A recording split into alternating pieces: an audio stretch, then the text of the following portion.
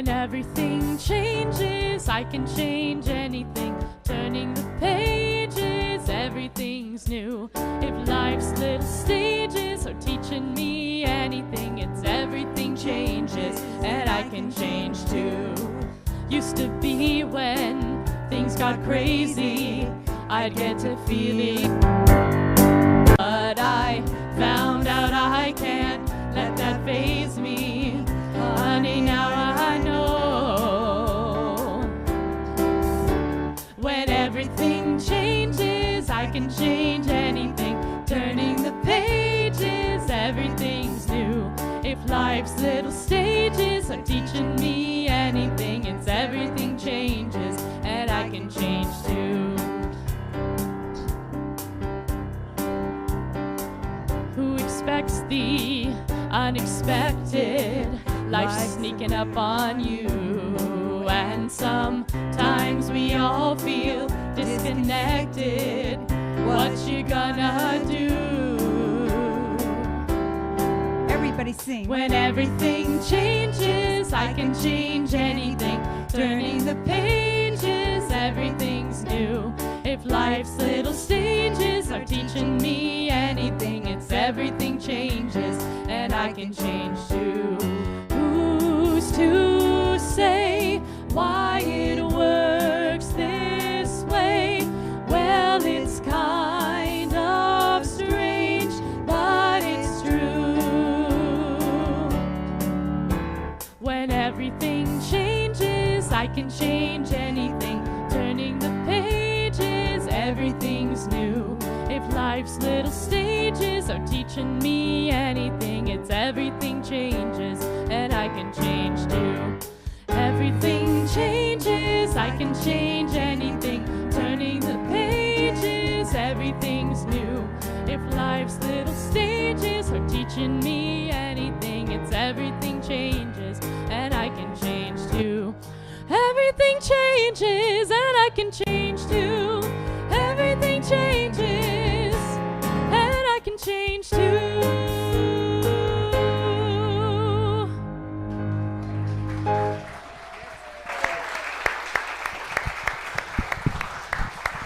Oh my, Alexa Ehrlich and Lauren James, and ain't that the truth, huh? Yeah, good morning everybody. We got a full house or a full boat. I was worried for a while it was listing to the starboard, but now it kind of filled out. I don't know what it is. People tend to sit on one half. I am Kimberly Hawkins. I am the senior minister here, and it's lovely to be with all of you on Sunday morning and those online joining us as well. We are an inclusive, progressive spiritual community in partnership, CSL Rogue Valley, in partnership with Unity Medford. We're both New Thought teachings. We honor all paths to God, and we certainly support you no matter where you may happen to find yourself on your personal spiritual journey. Is there anybody here for the first time? We'd love to just give you a little love. If you are, if you'd raise your hand, welcome.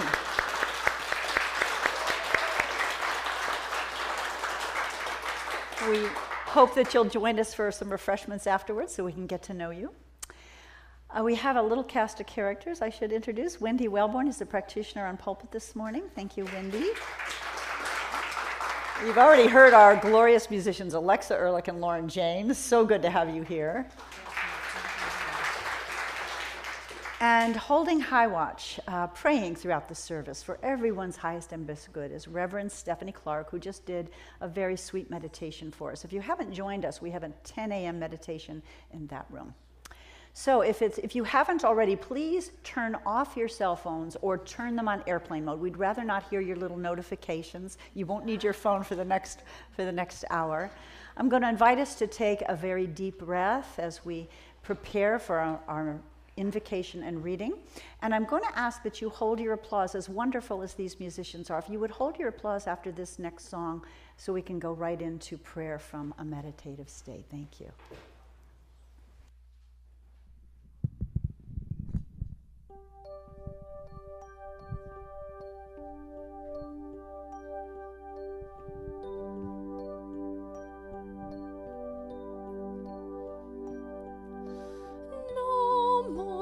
Fighting, hearts uniting,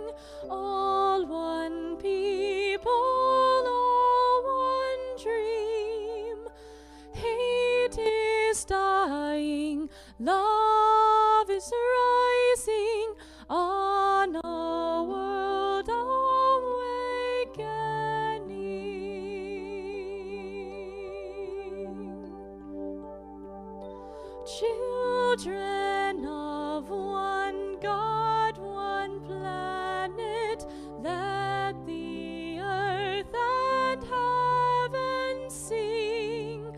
Join the angels, joyous strains, all on a world awakening. Oh,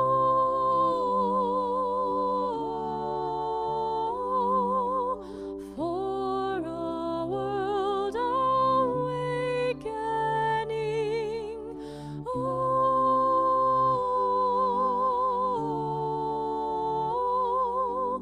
for a world awakening.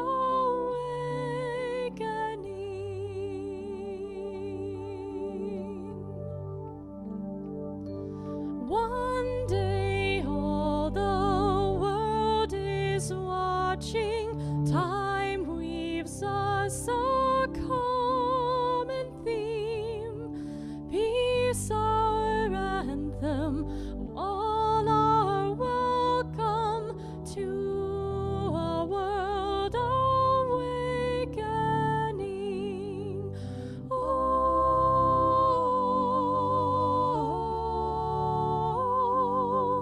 in a world awakening. Oh,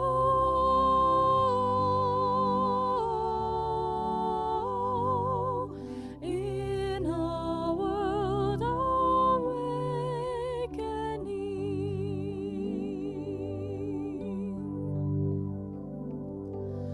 New ideas and new beginnings, that's what each tomorrow brings. Freely giving, we are living in a world awakening. Oh,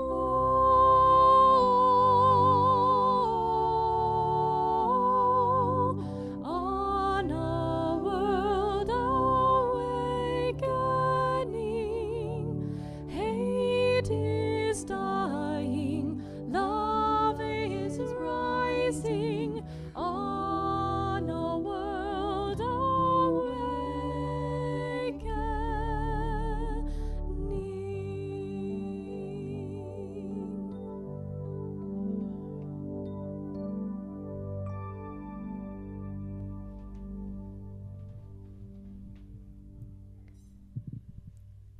I invite you to close your eyes if it's comfortable and take a big, deep breath with me.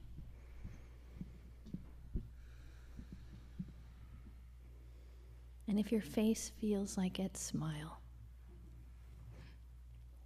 Because in this room there is only one being, one perfect love, one perfect joy, one beauty, one wisdom, one mind. And I call that mind God. And in this room, there are multiple beings, multiple faces of the same joy, love, and beauty and wisdom that is God embodied and expressing as each one. I know that the truth of who I am is fully divine, and I know that this is also true for everyone here. And knowing that God works through us and for us, for the benefit of us and everyone else, there is no place where God is not. And holding this in our minds, I bless this service, that it unfolds perfectly, that there is joy and love and sharing and camaraderie, that we are one family, one siblinghood under God and in God. I bless our technology team, the sound, the video. I bless our musicians, and I bless our kids that are now building a labyrinth up at teen camp. I know that all is well, and that all will always be well, that God has got us. And I say with my full heart, thank you. and so it is. My reading today is a poem by Kim Bushmore Maki. I open to possibility. I open to possibility, to unknown outcomes which I could not predict, although sometimes I pretend to. May I suspend judgment. I open to possibility, to the process of creating without a clear picture of a finished product, if there is such a thing as a finished product. May I focus on the journey. I open to possibility, to chance encounters and to surprise invitations. May I accept the ones which pull at my heartstrings. I open to possibility, to learning from missed opportunities, wounded reactions, and unforeseen accidents. May I use these events to heal.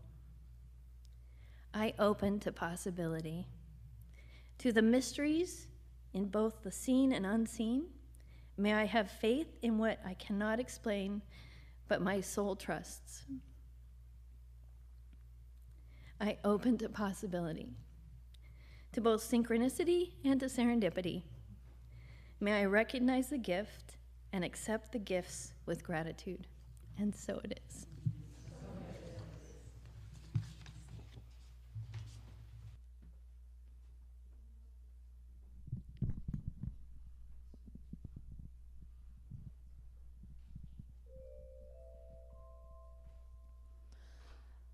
Make a wish through a dream. See your palace forming there. Arrive with your wings, most possible things. A place where your vision nation finds its very first foundation. Imagine a world, I'll take you there. A laugh and a skip on the way. Your heart comes alive through wealth inside in this not impossible world. A place where you'll see most anything. Romantic adventure you'll bring, a heroic quest. You're at your best in this not impossible world. You're more than you know, so let the dream alive. Your heart is now gladly waking, with real life magic for the taking. It really is you in freedom there, to make any wish and see it all come true. The genuine you comes shining through in this not impossible world. The genuine you comes shining through in this not impossible world.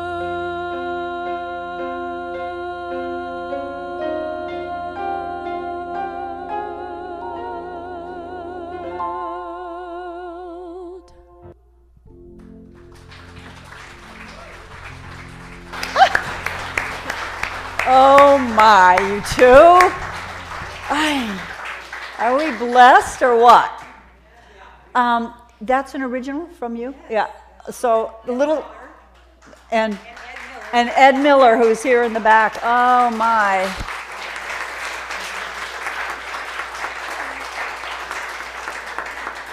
And there's a little story behind that. Lauren told me this morning. She tried to show that video last year sometime, and our technology wasn't working. And since she saw the talk title from the problem to possibility, she thought, well, there's a possibility we could show it again. I love the synchronicity, as you know, we heard in the beautiful prayer that Wendy, thank you so much, you too. Wow. So we're having fun this month exploring the 4 pivots. They come from a book by that name. Author is Sean Ginwright. The 4 pivots: reimagining justice, reimagining ourselves. So they're pivots that can both benefit us in our personal life and relationships, and also in our collective, worldwide humankind. The first pivot, which I spoke about the first Sunday, was moving from lens to mirror. It's a pivot in our awareness. Now, of course, a pivot, if you know basketball, which I don't terribly well, but I know enough to tell you that a pivot is when a player can't get from here to the goal, and so they have to stop, kind of evaluate, and make a slight turn in an opposite direction, which is what we're called to do frequently in life, yes? So moving from lens, where we are looking through the lens, analyzing, judging, evaluating, criticizing people and things, to the mirror, where we do self-reflection. Instead of criticizing, we look at where might that quality or fault lie in me. As Jesus warned his disciples, we tend to see the speck in our brother's eye and not the log in our own eye. We need to take the log out before we can tend to the speck in someone else's eye. Last week, Dr. Linda Rappan did a beautiful talk where she talked about othering versus belonging.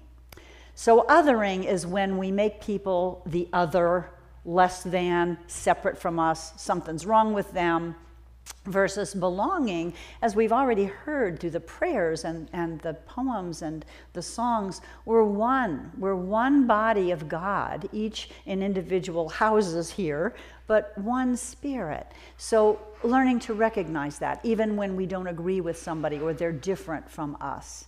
So the pivot there, Ginwright calls moving in relationship from transactional to transformative. They sound like fancy words, but basically it means a transactional relationship is when we're in a certain role. I go into a store and I purchase something, I'm in the role of customer, the checker's in the role of employee, right? And in those roles, there's nothing wrong with that, but we don't always make a real connection. We don't always recognize the divine in the other. We don't always get to know them and make a heart connection. So when we move from transactional roles to transformative relationships, we get to know the person. We listen, we get curious, we make a heart-to-heart connection with them. Now today we're on pivot number 3, which, as I mentioned, is from problem to possibility. This is a pivot in our vision for what's possible. And it certainly fits with the teachings in both unity and science of mind. We hear often, we turn away from a condition that is temporary and we turn toward what is it we want to experience. When we pray, we don't dwell on the condition. We pray for what we want to experience, whether it's health or prosperity or harmony, whatever it is. So this is an important pivot, but I realized this week that they are all intertwined, very much intertwined. So we'll talk about that too today. So one of the first things in this pivoting from problem to possibility is oftentimes we have to shift our perspective. A lot of times it's easy for us to see a problem and be clear about what the problem is. It's not always easy for us to see what the possible solution might be, yes? Sometimes we don't know. So there's a beautiful story in the book, and it's kind of a remix. Anybody remember the story of the 6 Indian men? It's an Indian parable that are blind, and they encounter an elephant for the first time, right? Right? One grabs the trunk and thinks, oh, an elephant is like a snake, and one grabs the leg, oh, an elephant's like a tree, and they start arguing with each other because one grabs the tail and says, no, an elephant's like a rope, etc. Here's a little story in the book. There are neighbors. And they're quite close, their yards are quite close, but the neighborhood has a lot of tall willow trees, so it's hard to see from one yard into the other. And Malcolm is sure that his neighbor behind him, Keisha, is building something. There's noise and construction going on, and when he peeks over, he can't see very clearly, but he sees some ropes hanging from a structure.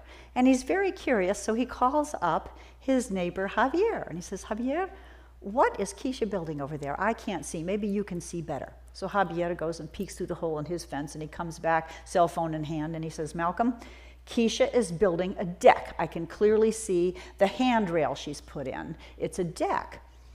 And Malcolm's going, it doesn't make sense. What were all these ropes? So he goes back and climbs up and peeks over the fence. And now he sees a wooden structure that looks like the bow of a boat. So he's pretty confused. So what does he do? He calls up Vienne, another neighbor, and says, Vienne, what is Keisha building back there? Vienne takes a look over her fence, and she comes back, and she's sure. She says, it's a guest house. I can see that she just put in a door. And so now they're all confused. So the three of them get together at Starbucks. What else do you do, right? To talk about what could be going on here, to sort the pieces and put them together. And frankly, they enjoy gossiping about all the neighborhood shenanigans. So at the restaurant, they start to argue because they're all sure that their perspective is correct and the other person's wrong. And finally, Javier gets mad and raises his voice. You know what? Stop it. Stop trying to tell me what I see. I know what I see. At that point, guess who walks in the Starbucks? Keisha. And there's looks on their faces. Do you ever get that when you're talking about somebody and they're not there and, they walk in? So they all get guilty looks on their face. And she walks right up to her friends and she says, I imagine you're wondering what I'm building in my backyard. And they all give their certainty. I know you're building this. I know you're building that. A deck, a house, a boat. And she knows that they're all wrong. But she invites them, rather than setting them straight, to her house that afternoon to take a look. So they gather in Keisha's driveway. What she does is she sends a drone up in the air. This is a new toy she's just acquired, and it goes higher and higher and higher until it gets the bird's eye view, the God's eye view, if you will, of her backyard. And when they look in the screen, they begin to see they each had a piece of the puzzle. Keisha goes, oh, it's a tree house. Yeah. And Javier goes, yeah, it's a tree house with, and she says, I see the yellow door. And Javier says, yeah, it's a treehouse with a deck. I see the red hand railing. And Malcolm goes, yeah, and it's in the shape of a boat. And Keisha goes, right, you all had a piece of it. It's a playhouse for my children. They love boats, so I have this fun design, and I made a place for them to play. And as soon as it gets finished, you're all invited for the kids to come over and play. Now, the thing about that story, just like the 6 blind men, is that sometimes we are having tunnel vision. We don't have the big picture, but we know what we see, and we get sure about what we see, right? And we're not willing to be curious and to have a dialogue. And you all know that when we pick a topic, the minister or the speaker kind of lives it that week. So I have a little example, as always, of how I did this week. It wasn't this past weekend. We have these great meetups where we go and dance to bands, and they do them at wineries. And a week ago this weekend, we were at Pascal Winery listening to, Blue Thunder, Blue Lightning. And we were all sitting around and had glasses of wine, and I had moved to a new seat, and Renee was sitting next to me. She gave me permission to tell you. And she picked up my glass of wine and started to drink it. I was sure it was my glass of wine. And I told her in no uncertain terms, that's my glass. And she insisted it was hers, but she did it in such a sweet way. And I finally realized I was sure it was my glass of wine. It was right in front of me, and I'm sure she was drinking it, but I had moved from another table, and I remembered I had left my glass of wine on the other table. So isn't it nice when someone can be sweet when you're wrong? Thank you, Renee. Actually, her comment was, I'd let you drink my wine anyway. I would never, it was so sweet. Yeah.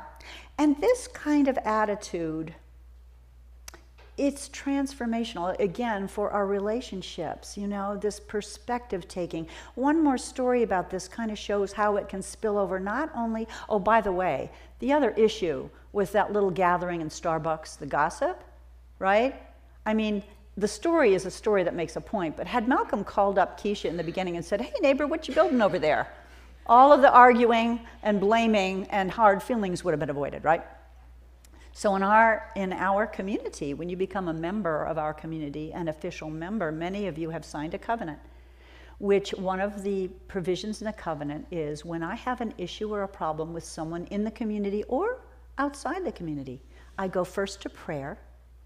Second, speak if I need to a spiritual coach. You know, if I've got feelings in the way of having a compassionate conversation, I get that off.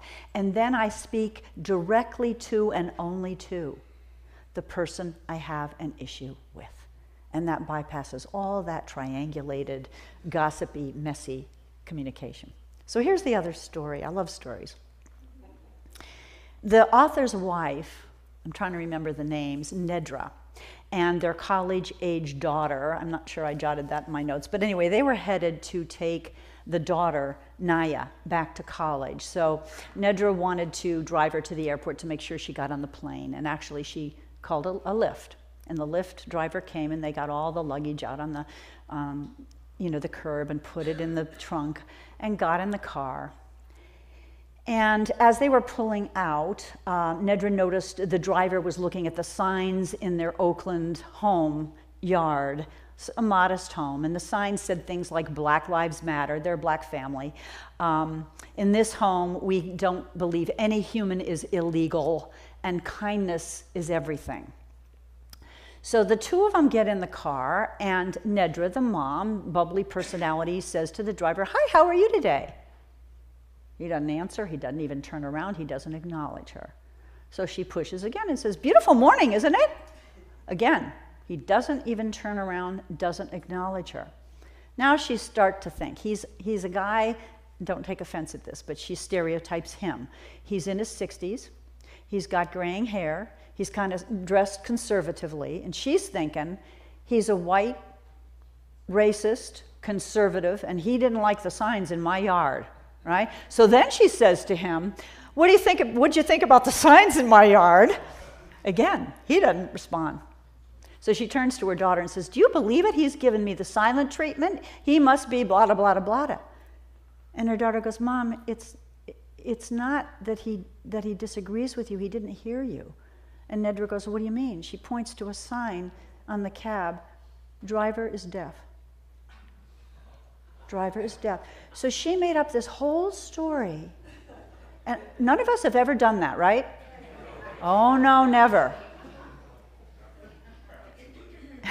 And so this perspective taking, this giving someone the benefit of the doubt, this being curious, being open, being willing to, like that drone, rise above the situation and begin to take a God's eye view of there's that bumper sticker, what would Jesus do, right? I mean, to begin to take a larger view is a very, very powerful shift indeed. There's a quote from the book, "Practicing a pivot in our perspective, we recreate a society where everyone belongs and a world that basks in the joy of justice." Wow. So that's perspective. Now, there are three aspects to this pivot in our from problem to possibility. Another aspect is we tend to be problem lovers. Now, I don't mean that we consciously invite problems, but boy, do we like to talk about our problems, don't we? I mean, let me put it this way. Do you ever have a friend who goes over and over and over the same ground? Somebody broke up with somebody and you hear about again and again. Of course, we never do that, right? But, part of it is human nature because we have these reptilian brains, the part of our brains that are designed to notice danger or when something's different or something's wrong. So it's part of our chemistry to notice what's wrong. And so, not to judge each other when we do that, but you know what? It's not productive to be on that hamster wheel of going over the problem again and again and again. We need to break off of the hamster wheel and look at what is possible, right? Talk about that, think about that. I was coaching someone this week, and it's hard to do sometimes, even as a coach. I had heard over and over, and I'll use the pronoun they, to hear their problem again and again and again, and feeling like a victim and not knowing what to do. And I finally said, I feel like you're on a hamster wheel. We've been talking about this for 2-3 weeks now. Here's the situation. I understand it's difficult, but what do you want to do about it? Do you want to stay in the situation? It was a work situation, or do you want to do something about it? And the next week, when the person called and we did our prayer session, it's a prayer partner, I knew right away something had shifted just by the tone of their voice. Lighter, I knew. And I proceeded to hear a story about in 1 week, everything shifted, everything, because they were willing to stop rehearsing the problem and look at what was possible in the situation to do. It was a very, very powerful thing. And again, often it's easier to see the problem than the solution. So there are several things we can do. I mean, prayer is certainly one of them, right? Asking for guidance is a great thing to do to move from problem to possibility. There's also some wordplay, and we do a little bit of this when we do affirmations in our teaching. But instead of saying things like we can't, we won't, we shouldn't, we can start saying we can, we should, we will. And you know how we sometimes go, what if? Any worriers in here? You don't have to raise your hand, but I bet there are a few. We do the what if game, right? What if something happens on the way on our vacation? What if, what if, what if? And the what ifs tend to always be the negative. There's a whole book written, it's called What If Up, where we start to train ourselves to go, what if, I found the perfect solution to this? What if everything went well on our vacation? What if my wayward child figured things out? What if is another little way we can train our mind to look off of the problem into possibility. The Chinese character for crisis consists actually of two characters. Let me check my notes. One, danger, and the other, opportunity. There's a lot of wisdom in that, right? Back to that client, well, not a client, he, she, they are a prayer partner. What we realized in our conversation last week was that there were many opportunities they were being given, not just the one situation, but many opportunities they were being given to speak up for themselves. And that's the way it works, doesn't it? I mean, when we're supposed to make a shift, the universe goes, here, sweetie pie, here's one opportunity. If you don't take that one, I'll give you another one. So crisis actually is not only perhaps danger and confusion, but it's also an opportunity to make a shift, to make a pivot. We're reading this thing called You in our Foundations class, which is a wonderful book by the founder of Science of Mind, Ernest Holmes. And he said this: if I'm living in an intelligence with a capital I, which instantly knows the answer to any problem, then I am living in an intelligence which has no problem.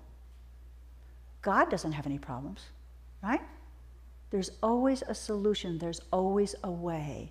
And certainly by surrendering to prayer and asking for guidance, we will be shown the way. Maybe not immediately. It might not be what we thought we were going to be shown. Again, I was watching, I will admit, we were watching Grey's Anatomy last night. Please don't judge me. But it was really interesting because if you know the characters, I think it's Simone, one of the new interns, was going to marry a guy named Trey. And Trey adored her. But she really didn't love him. She was marrying him because she thought he adored her and would take care of her, and it was what her mother would want her to do. Her mother was deceased.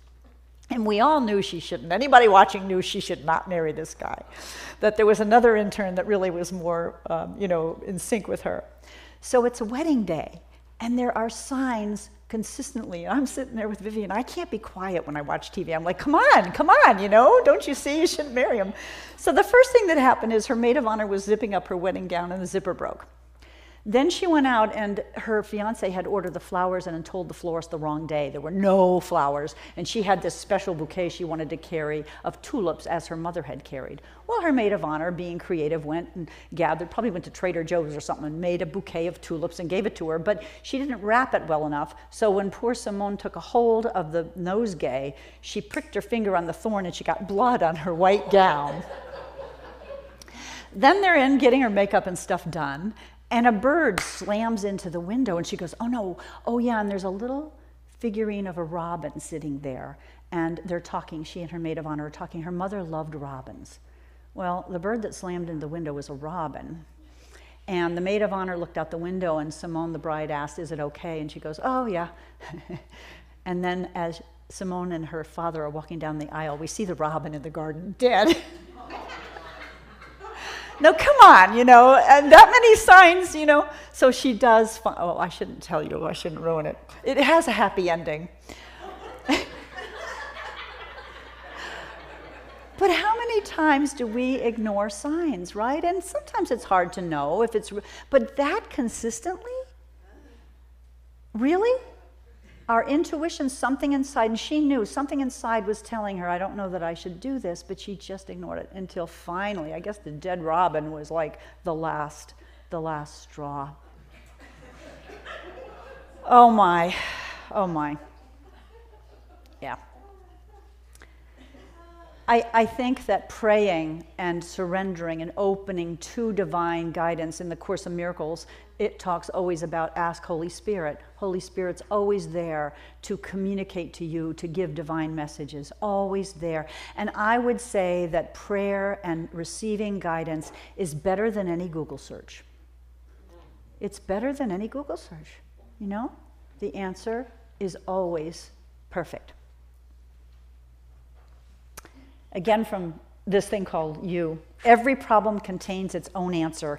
If you think of the problem merely as a question, an inquiry, and not an obstruction. Yeah. So we use affirmations, as you know, in our teachings in both Unity and in Science of Mind. And they're positive statements. In Foundations, we always say, what are the 3 Ps? I know there are people in the audience who can answer me. They're positive, personal, and present tense. So it's I am abundant, for instance, right? Positive, personal, present tense.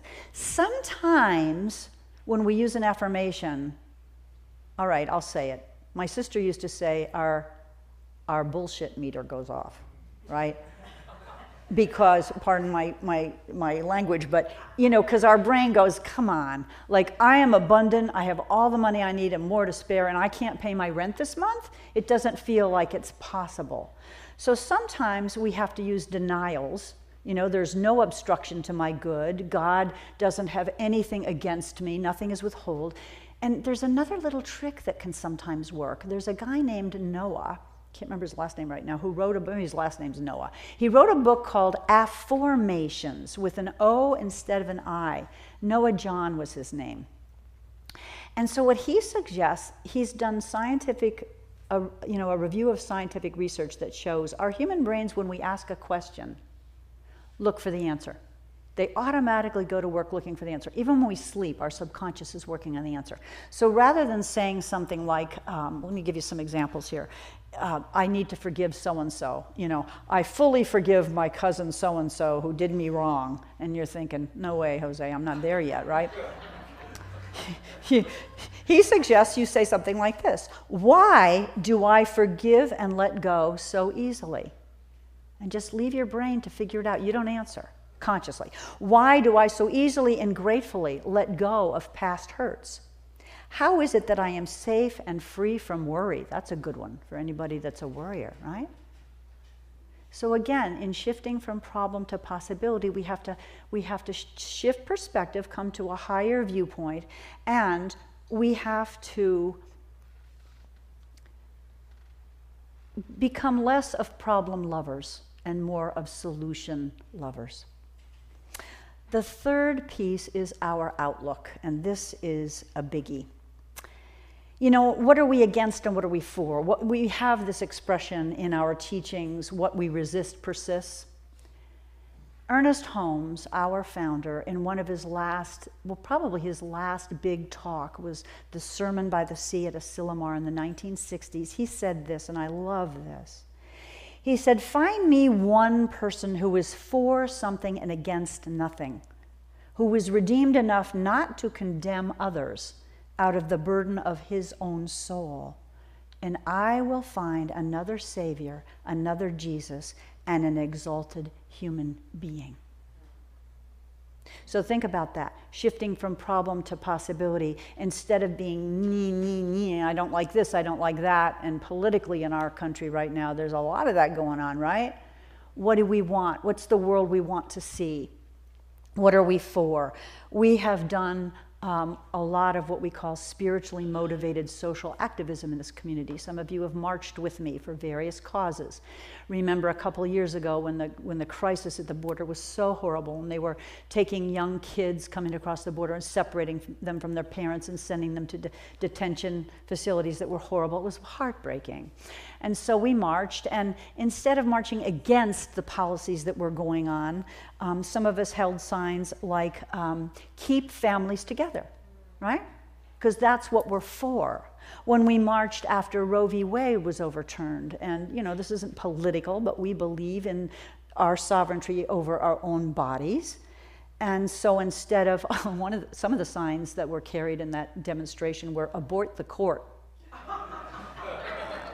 That's kind of mean. We're all human and we're all divine, right? So some of us carried signs that said things about, my sign said, mother by choice for choice. Or we said, women's rights are human rights, things like that. What are you for? And finally, we marched for issues around the environment.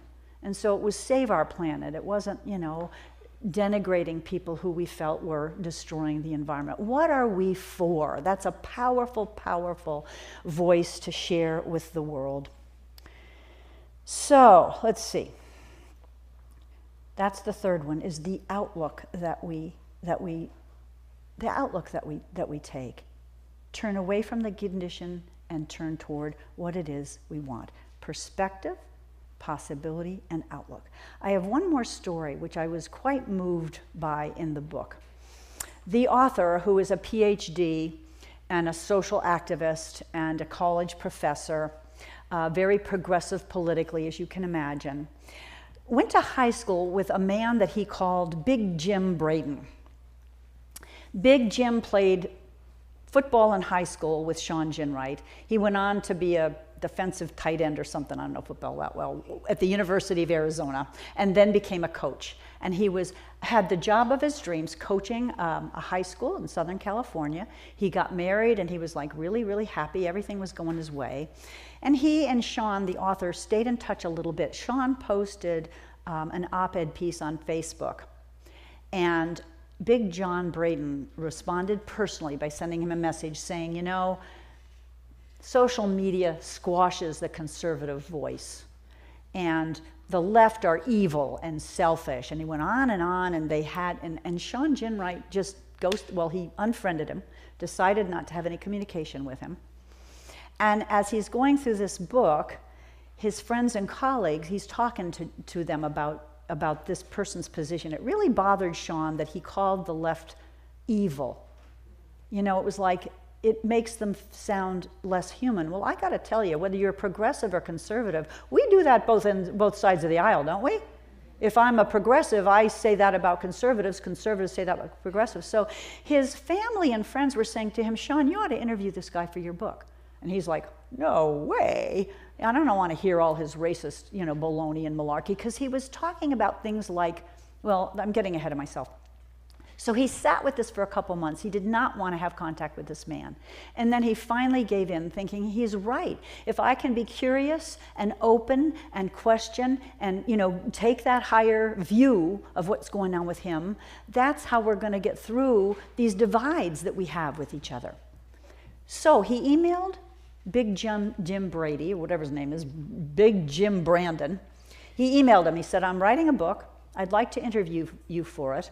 This is not political. I'm trying to figure out ways we can find to mend our relationships and have a better path forward together. And Big Jim Brandon wrote back, hell yeah, I'm in. So he goes to interview him, and he tells, first of all, Jim Brandon tells the author this story about as much as he felt on top of the world with his job and his relationship, and he had a brand new baby girl. The baby girl was born with a very, very serious heart condition. And they almost lost her. They went through a lot of surgeries, and there were many nights at the hospital and just heartbreaking. And when it was all over, his wife blamed God. Like, how could God do this? And there was just bitterness and heartbreak. It was a very difficult period in their lives. And then the discussion got more political. And he started telling Ginwright about his life. He had worked really hard in his life to make money and be successful. And he looked at black people, for instance, and said, they want handouts. They don't want to, you know, of course, making broad racist generalizations. And Ginwright was like, oh, how am I going to do this? How am I going to listen to this? So what he did was he told him his experience. I mean, how many people of color worked hard and had property and then had it ripped away from them? Or, you know, I mean, there's horrible stories of what's happened to people of color in this society. So Ginwright shared some of his experience with this man. And finally, the kicker was this, because they weren't communicating. He was like, Nancy Pelosi is evil and selfish. And he said to Big Jim, if Nancy Pelosi went on TV and talked about having a grandchild that had the same heart condition that your baby had, and how heartbreaking and difficult it was, and how she wanted to have more funding for that particular, you know, research for that particular condition, what would you think? And Big Jim kind of paused for a minute. And he said, you're right, I would look at her very, very differently. So that pivot, you know, to see the human instead of calling her evil, because that discussion happened when Jim Brandon said she's evil and selfish, and Ginwright said, well, that's what you'd say about Hitler. And he goes, yeah, she's that evil. And suddenly, in his brain, she became a human with some of the same loves and desires and wants as he did. So you see how transformational that can be. So you see how the pivots kind of weave into one another. I mean, when Linda talked about transformative relationships, where we get to know someone, where we get curious, where we ask them questions, where we share our experiences.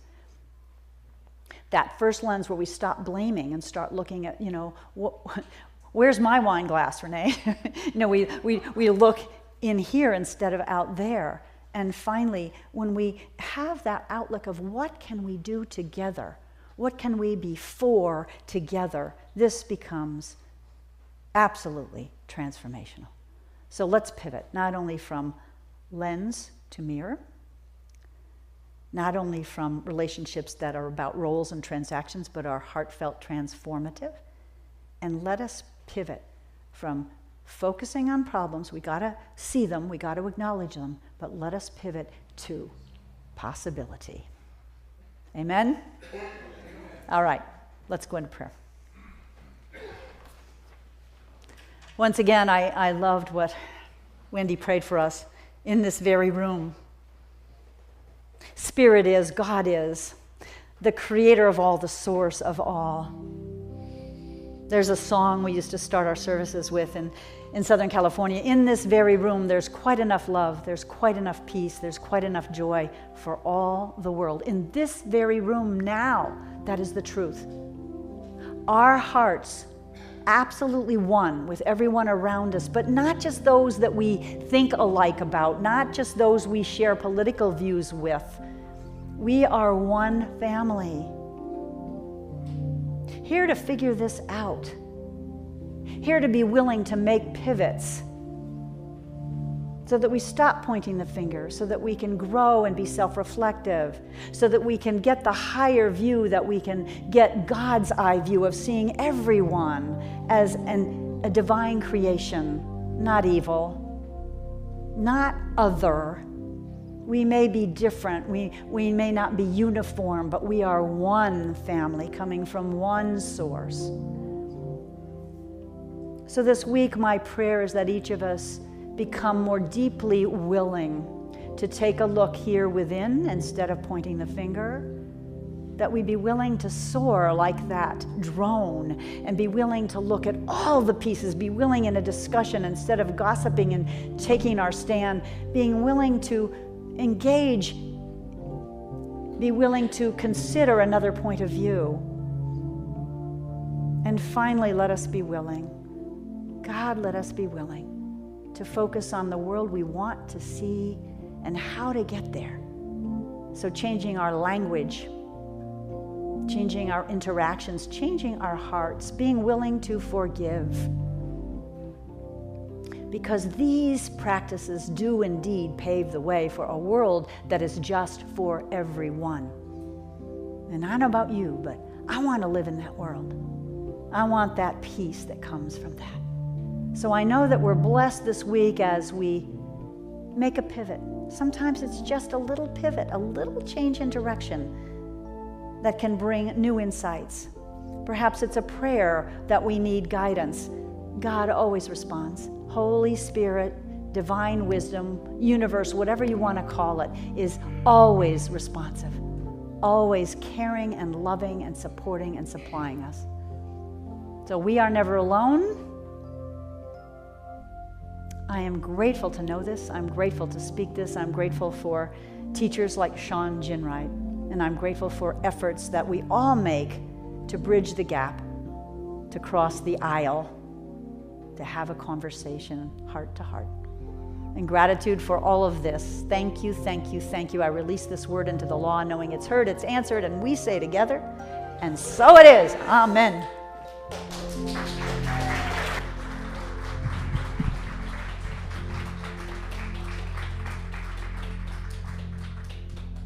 We would like you to join with us. There are hymnals there, 212, for those of you who love picking up the hymnal, which I do.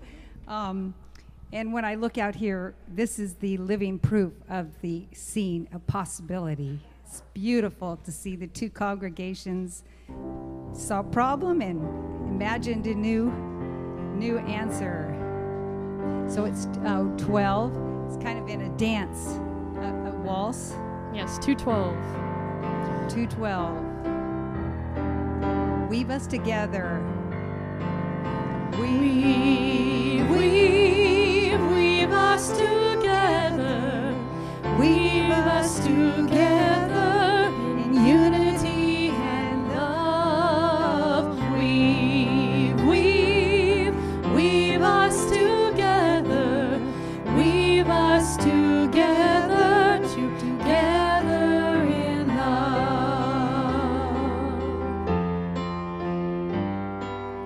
We are many textures, we are many colors, each one different from the other. But we are entwined with one another in one tapestry. Weave us together. Weave us together in unity and love. Weave us together. Weave us together, together in love. And we're going to the third verse. A moment ago, still we did not know our unity, only diversity. But now the Christ in me greets the Christ in thee, in one great family. Weave us together. Weave us together in unity and love. Weave us together. Weave us together, together in love.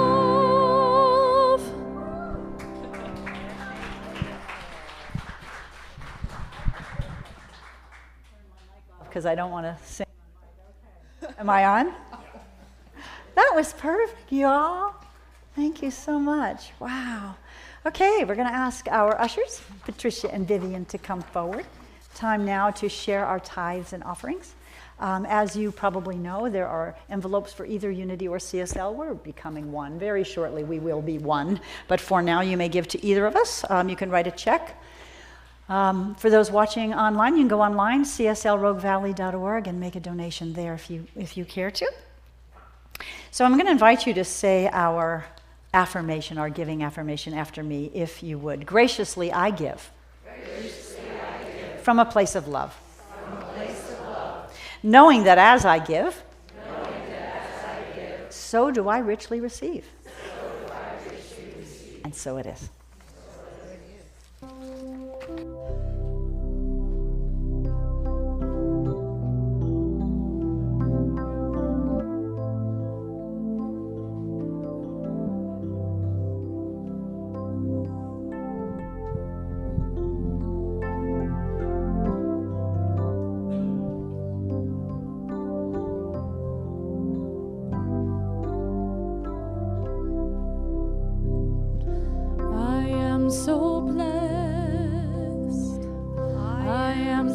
so blessed. I am so grateful for all that I have. I am so blessed. I am so blessed. I am so grateful. I am so blessed. I am so blessed. I am so blessed. I am so grateful for all that I have. I am so blessed. I am so blessed. I am so grateful. I am so blessed. Jean Hanna, Unity Board President, a reminder announcement for us. Hi, Jean. Beautiful talk today. I really appreciate all the pivots. And I also appreciate hearing Weave, because that was Reverend Colleen's favorite song. And I don't know if you guys remember it. It kind of makes me cry. She just passed recently at 95. She was a minister here for many, many years, participated a long, long time. So we are grateful for her spirit that's still here and in that song. So we have a unity meeting today. About 12:30, I would say, if we're all here, we'll just gather. I'm not sure where we're gathering, in here or in there. But it's a special meeting, and I think we've all heard about it, to vote in an amendment that allows us, if we just so decide later on, to become one with CSL. We can bring our property with us. So anyway, if you have questions about it, if you're not a Unity member, but you just want to see what's going on and sit in, you can certainly do that too. We welcome all of you. So please stay and please vote, and we will decide this today. Thank you so much. Thank you, Jean Hanna. And our most recent membership class and ceremony, we have joint members, so joint members are welcome to go and vote too, right, Jean? Yeah. So a couple other quick announcements. Reverend Bonnie Anderson is teaching a class based on the book Outrageous Openness, Letting the Divine Take the Lead, kind of like what we were talking about today, right? This is an awesome book. I absolutely loved it. The class will be on Zoom from 4 to 6 p.m. in the afternoons on Tuesdays in June, starting the first Tuesday in June. Tuition is $80. You can sign up online. Guaranteed to be a wonderful, wonderful summer class. There will be a Kirtan concert here at 7 p.m. on Saturday, June 10th. Did you want to say something more about that, Jean? She's making her way up here. Anton Miserak and some others, and that is sure to be a wonderful event too. Go ahead. Yeah, so that will be a love offering concert, $15 to $20 here at 7 o'clock on June 10th. So please join us for that. The other thing I wanted to say is the brown bag suppers. So we have a brown bag supper coming up. Suzanne Giesman will be the focus of this video. She's an amazing former military commander with so high up that she was actually an attaché to the president's highest military person. She rode on Air Force One. So she's big time, and she's a wonderful medium. So she'll be interviewed on this show. So join us, 5:30 to 7. This Tuesday? This Tuesday. Thank you. Thank you. Yeah, bring your brown bag dinner. So if you're not receiving our newsletter, our e-newsletter comes out every Wednesday morning, approximately morning, somewhere around noonish. Please sign up in the social hall for that. If you're brand new and don't have a name tag yet, there's a sign-up sheet for a name tag in that corner of the sanctuary. Please wear your name tags. I know a lot of you are, because it's just great to refresh our memories and meet new people and have new people be able to know who we are. Let's see, we do have a meetup a meetup group, and there's lots of fun stuff going on. How many of you were at the, let's see, it was Rogue Suspects the other night? Yeah, I understand you had a great time, yes? So check that out. And there's a prayer box for CSL in the back of the sanctuary, a prayer box for Unity in Bosworth Hall. Our practitioners are wanting to pray and know the highest and best for you, so please take advantage. I always want to say, let's bring our practitioners and ministers up front right now. I always want to say, come on up. Don't leave here with a heavy heart. These folks, what's it, Wendy? Oh gosh, thank you. Wendy has one more announcement. I wrote it on the other sheet. The Community Cares team is a team of people, lay people and practitioners, who are standing by to help somebody who has needs, whether you're sick and you need meals or you need rides to doctor appointments, anything like that. The email to request help is in our newsletter, and Wendy wanted me to remind you today to please take advantage of that. They're here to serve, okay? And let's see, yeah, prayers. These are our prayer warriors. So, all right, I'm going to turn it over to our musicians one last time. And you want us to stand if possible for this one? Let's stand if possible.